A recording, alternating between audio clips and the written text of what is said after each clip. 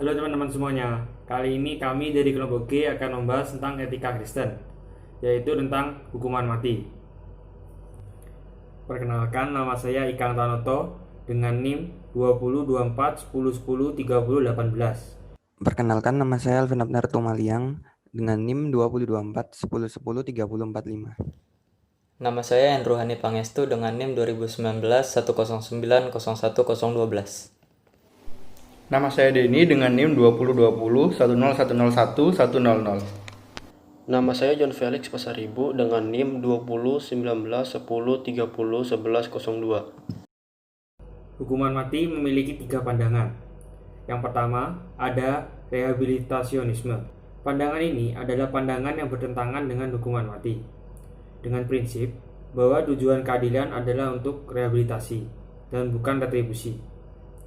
Yang kedua, ada rekonstruksionisme. Prinsip utama dari pandangan rekonstruksionisme ini adalah memberikan hukuman mati pada semua kejahatan besar. Yang ketiga, ada retribusionisme. Hukuman mati untuk sejumlah kejahatan. Tujuannya untuk menghukum, bukan mengobati atau melindungi orang yang tidak bersalah. Rekonstruksionisme dan retribusionisme memiliki perbedaan, di mana rekonstruksionisme menghukum hukuman mati pada semua kejahatan, sedangkan retribusionisme hanya untuk beberapa kejahatan besar saja. Hukuman mati yang pertama adalah rehabilitasionisme, yaitu tidak ada hukuman mati bagi kejahatan apapun. Dalam hal ini, hukuman mati tidak boleh diberikan dengan alasan apapun untuk kejahatan apapun. Nah, pandangan Alkitab terhadap teori ini adalah, yang pertama, tujuan keadilan adalah untuk memperbaiki dan bukan untuk menghukum. Dalam Yeskiel 18 ayat 23, di situ menyatakan bahwa Tuhan tidak berkenan kepada kematian orang fasik, tetapi Tuhan berkenan pada pertobatan orang fasik sehingga ia menjadi hidup. Nah, selanjutnya yang kedua adalah Tuhan telah menggantikan kita di kayu salib, sehingga dalam hal ini Tuhan telah menebus kita dari dosa dan kita tidak lagi menerima hukuman atas hal itu. Nah, menurut pandangan moral, hukuman mati yang diterapkan seringkali tidak adil. Dalam hal ini, orang yang dianggap lebih pantas mendapat hukuman mati ternyata tidak diberi hukuman mati.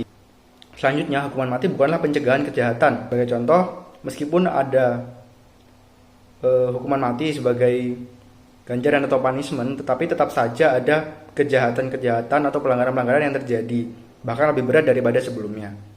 Selanjutnya yang ketiga adalah hukuman mati adalah anti-humanitarian atau tidak manusiawi karena meniadakan nyawa orang. Hukuman mati selanjutnya adalah rekonstruksionisme. Prinsip utama dari pandangan rekonstruksionisme adalah memberikan hukuman mati bagi semua kejahatan besar. Rekonstruksionisme berlawanan dengan rehabilitasionisme. Tujuan utama keadilan adalah retribusi, bukan rehabilitasi. Pandangan terhadap rekonstruksionisme. Yang pertama adalah hukum Allah mencerminkan karakternya yang tidak berubah.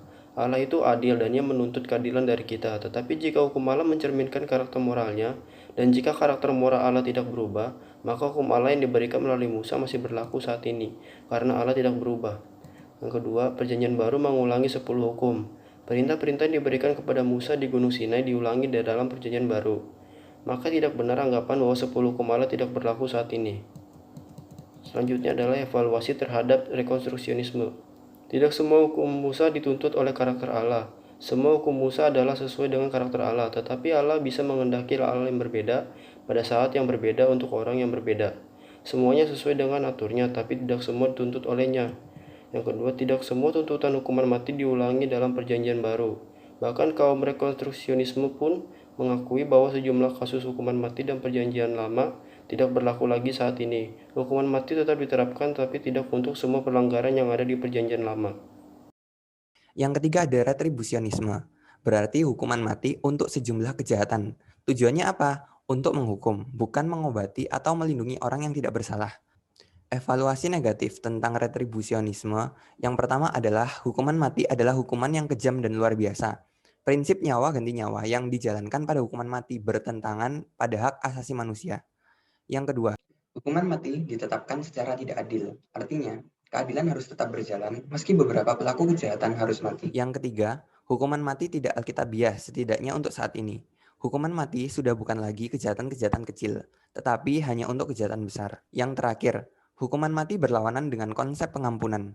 Untuk poin ini, di Alkitab cukup jelas menjelaskan bahwa kita manusia harus dapat bisa mengampuni sesama manusia. Berikutnya, evaluasi positif terhadap retribusionisme.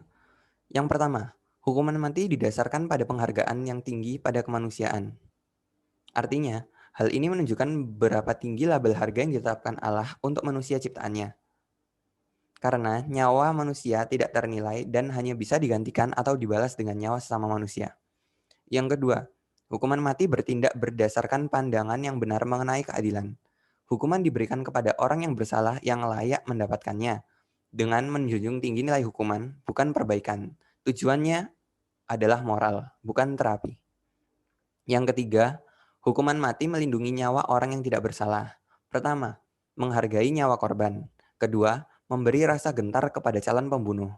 Ketiga, menghukum sang pembunuh. Berdasarkan ketiga pandangan tadi, yang paling sesuai dengan iman Kristen adalah rehabilitasionisme.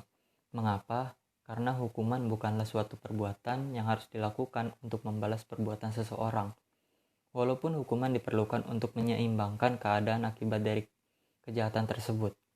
Seseorang bisa saja mengampuni karena Allah telah lebih dahulu mengampuni kita. Mengenai hukuman pidana mati, pasti ada pro dan kontranya.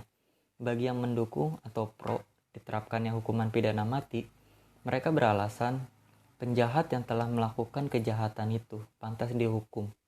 Sedangkan untuk yang kontra atau tidak setuju dengan hukuman pidana mati, mereka memiliki alasan bahwa hukuman mati tidaklah efektif dalam menangani kejahatan, sebab hukuman seumur hidup lebih tepat digunakan daripada hukuman mati. Demikian presentasi dari kelompok kami. Jika ada yang ditanyakan, silakan melalui forum. Terima kasih.